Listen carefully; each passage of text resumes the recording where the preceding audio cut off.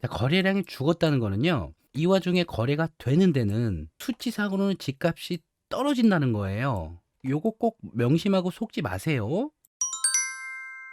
자, 여러분 안녕하세요. 오늘도 여러분의 집걱정을 함께 드리는 진매달입니다. 자, 더 중요한 건 이게 아닌데 집값이 하락한다는 기사가 여기저기서 보이고 있습니다. 자, 오늘은 기사를 좀 보고요. 이거보다 더 중요한 거에 대한 제 생각을 좀 얘기해 볼게요. 자, 오늘 여러분들과 같이 보고 싶었던 기사가 하나는 요거고 하나는 요건데, 제가 어제 요 기사를 보고 영상을 좀 만들어야겠다 생각을 하고, 그러니까 다음 날인 오늘이죠. 오늘 봤더니 기사의 제목이 바뀌어 있네요. 어젠 요거였거든요. 13억 눈앞 청라 아파트 1년도 안 돼 5억 빠졌다. 그랬는데 오늘 보니까 동탄, 청라 등 수도권 외곽 아파트 값 하락세 이렇게 바뀌었고요. 내용을 조금 보면 지난해 집값이 급등하면서 주목받았던 인천 청라 국제도시와 경기 화성 동탄 신도시 등 수도권 외곽 지역 아파트 값이 큰 폭으로 떨어지고 있다. 올 들어 매물이 쌓이면서 매매가도 수억 원씩 하락했다. 급격한 금리 인상까지 더해지면서 수도권 외곽 지역의 낙폭이 커지고 있다는 게 전문가들 분석이다. 이 분석이 정말 전문가의 분석인지 굉장히 의문스러운데요. 만약에 정말 전문가께서 이렇게 분석을 하셨다면 이 전문가께서는 부동산 전문가가 아닐 확률이 크고요. 만약에 부동산 전문가가 맞는데 이런 분석을 하셨다면 직업을 좀 바꾸시길 바랍니다. 동탄 얘기는 제가 지난 다른 영상에서 했었고, 오늘은 이 청라 신도시 기사가 되게 충격적이었거든요. 그러니까 어제까지만 해도 기사 타이틀이 요랬거든요. 근데 여기가 도대체 어디길래 1년도 안 돼서 5억이나 빠지고 비명을 지르고 있는지, 이게 너무 궁금해서 들어가 봤죠. 자, 여기가 서울이고요.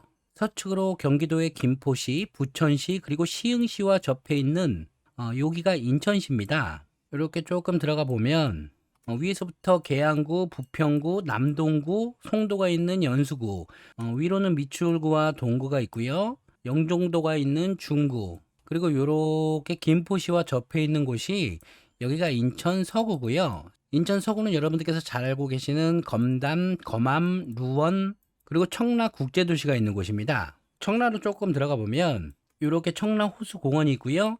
청라 호수공원을 끼고 있는 요 단지, 여기가 기사에서 얘기한 1년도 안 됐는데 5억이 빠져서 비명을 어쩌고저쩌고 하고 있다는 그 단지입니다. 소문이 났나 봐요. 이미 663분이나 보고 계신데 요 그래프 보이시죠? 요게 참 재밌는 게 어제 제가 이 기사를 보고 여기를 확인했을 때는 요게 없었어요. 요게 여기까지만 했었는데 오늘 12억 계약이 올라왔더라고요. 보란 듯이.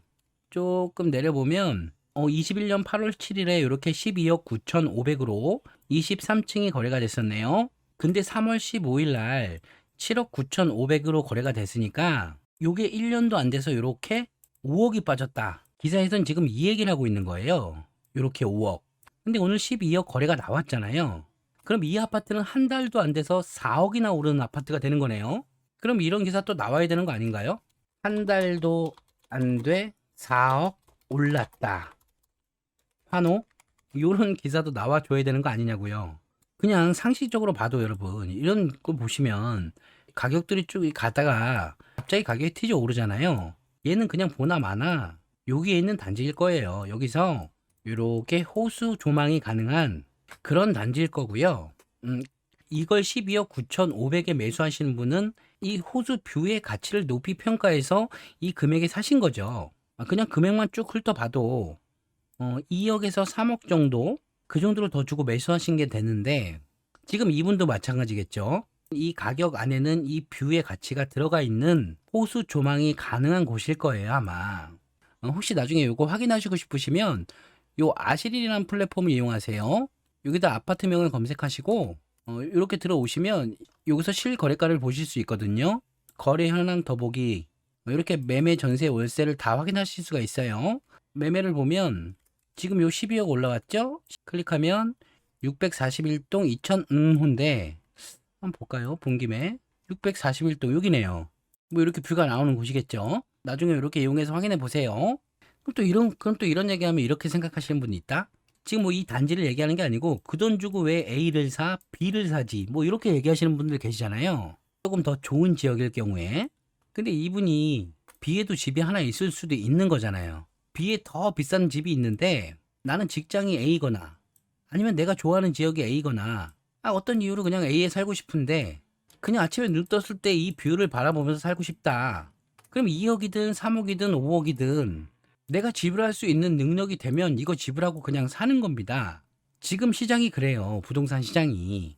일단 여러분들께서는 이런 상황을 좀 받아들이시고 인정하시고 아셔야 될 것 같고요. 그러니까 오늘 제가 영상에서 말씀드리고 싶은 거는 적어도 기사에는 휘둘리지 않으셨으면 좋겠다 이런 말씀을 드리고 싶은 겁니다.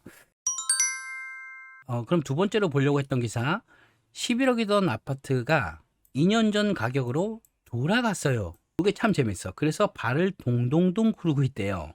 여기가 어딘가 봤더니 레미안 기름 센터피스라는 단지인데요. 작년에 기록한 최고가가 12억 5천만 원인데 요번에 1억 9천만 원 낮은 10억 6천만 원에 거래가 됐다는 거예요. 이게 낮게 거래된 이유의 정답이 여기 이렇게 나와 있거든요. 근데 보통 사람들은 여기만 읽죠.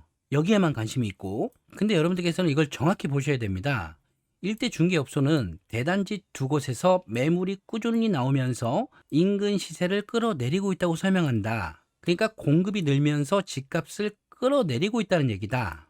요것만 보고 겁내지 마시고 발만 동동동 하지 마시고 이런 기사 보시면 확인을 해보세요. 이렇게 자, 레미안 기름 센터피스를 한번 가볼게요. 이렇게 서울이 있고요. 용산구, 중구, 종로구, 성북구가 있는데 요 성북구에 입지한 단지예요. 한번 들어가 볼게요. 쭉 들어가 보면 4호선이 이렇게 지나가고 있고요. 위 미아사거리역을 끼고 있는 요 단지 지금 여길 말하는 겁니다. 보면 여기죠. 지금 요 25평 단지가 이렇게 내려와서 거래가 됐다는 건데 이게 요번에 10억 6천에 거래가 됐으니까 2년 전 가격은 요 시점을 말한 것 같아요. 요 시점 10억 3천 요 가격이 요때로 돌아갔다 이렇게 얘기하는 것 같은데요. 제가 이전 영상 여기저기서 다 말씀드렸던 것 같은데 요 영상에서도 보면 그래서 입주 물량이 많은 곳은 가격이 조정받을 수도 있겠구나 라고 생각하는 게 제 상상이고요. 그러니까 입주 물량이 많은 곳, 그리고 전세가율이 낮은 곳, 단기간에 오른 곳, 그리고 이제 다주택자들의 양도세, 중과세가 한시적으로 배제가 되죠. 여기서도 물량이 쌓인다면 이것과 같은 효과로, 그러니까 입주 물량이 많은 곳들은 주변에서는 가격이 조정받을 가능성이 크다. 이런 말씀을 드렸었고요. 그래서 이런 기사를 보시면 발을 동동 구르지 마시고 이렇게 한번 찾아보세요. 자, 여기는 부동산 지인이라는 사이트고요. 여기 수요 입주로 가셔서 클릭, 서울시, 성북구 검색. 그럼 이렇게 서울 성북구의 입주 물량들이 나오잖아요. 여기가 22년인데 그 와중에 조금 넘친다. 그쵸? 요거를 조금 내려가셔서 이렇게 입주 아파트를 확인하라고 말씀드렸잖아요. 입주 아파트를. 요걸 기준호를 22년 1월로 볼게요. 1월부터 22년 12월까지 검색. 그러면 22년 1월, 3월, 9월에 2000세대, 465세대, 173세대 얘네들이 입주를 한다는 거예요. 지금 요 입주 물량이 있는 곳 여기는 성북구니까 인접 지역들도 같이 보긴 해야 돼요. 성북구는 아래로는 종로구가 있을 거고 위로는 강북구가 있을 거고 도봉구가 있을 거고 노원구, 중랑구, 동대문구, 성동구 뭐 이렇게 있을 거 아니에요. 이 인접 지역들도 같이 봐야겠지만 일단 지금 가격이 빠진 게 왜 빠진 건지를 확인을 하는 거니까 얘네들이 영향을 주는지 안 주는지를 확인을 하는 거고 그 확인을 편하게 할 수 있는 곳이 부동산 지인이에요. 그래서 지금 보니까 입주 시기는 22년 1월로 나와 있고 2029세대에 어마어마한 아파트가 하나 있는데 얘가 어딘지 한번 여기서 보세요. 여기서 빅데이터 지도에서 여기를 클릭. 그러면 입주하는 아파트의 위치가 이렇게 나와요. 지금 가격이 빠졌다는 단지는 여기잖아요. 그냥 내가 아무것도 몰라도 여기 입주 물량이 쭉쭉쭉쭉 있는데 여기 가격이 쭉쭉쭉쭉 올라갈 수는 없을 거 아니에요. 조금 이해하기 쉽게 말씀드리면 내가 호떡을 사 먹으러 갔는데 여기에 막 만든 따끈따끈한 호떡들이 이렇게 10개, 20개, 100개 막 이렇게 따끈따끈한 호떡들이 1,000원에 팔고 있고요. 요 위에는 조금 살짝 식은 호떡들이 1,000원에 팔고 있어요. 그럼 당연히 이 따끈따끈한 호떡들부터 사 먹을 거 아니에요. 이게 가격이 다르다거나 여기는 2,000원에 팔고 여기는 1,000원에 팔면 또 생각을 해보겠고 이게 둘 다 식은 호떡이라면 또 비교를 한번 해볼 텐데 어쨌든 지금 여기가 따끈따끈하단 말이에요. 그럼 일단 사람들은 이 호떡부터 먹을 거 아니에요. 요걸 여기서 확인하라고요. 요걸 여기서 조금 이렇게 내려가 보면 부동산 정보 보기 네이버로 바로 들어가는 거예요. 이렇게 그럼 이렇게 바로 네이버 매물이 뜨고요. 지금 여기에 쌓여 있는 전세 물량이 96개라는 거잖아요.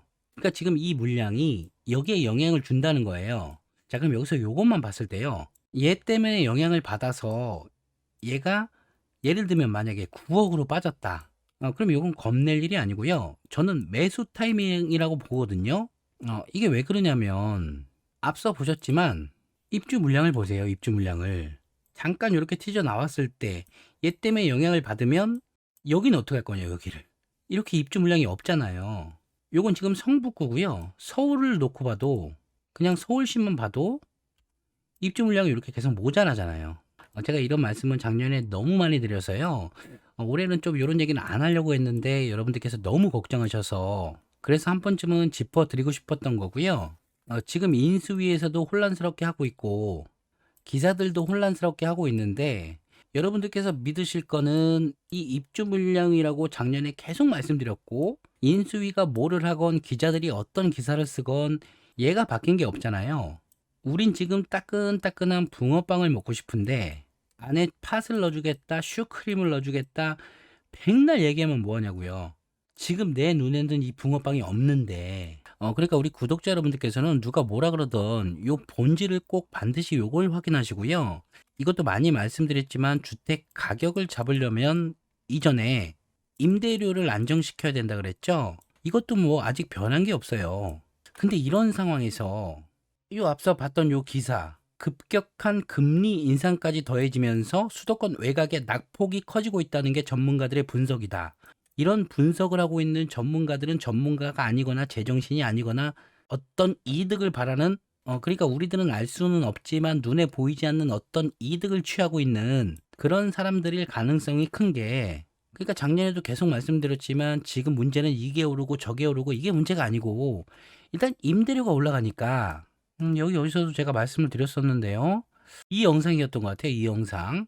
자, 그럼 이분의 선택은 외곽으로 이동할 수밖에 없죠. 외곽으로. 이렇게 중심지가 있으면 여기 가격이 올라가니까 어쩔 수 없이 한 단계 옆으로 넘어가고 어쩔 수 없이 한 단계 넘어가고 임대 가격이 부딪히니까 이렇게 이동을 할 수밖에 없다는 말씀이고 이거는 예측하는 것도 아니고 100%잖아요.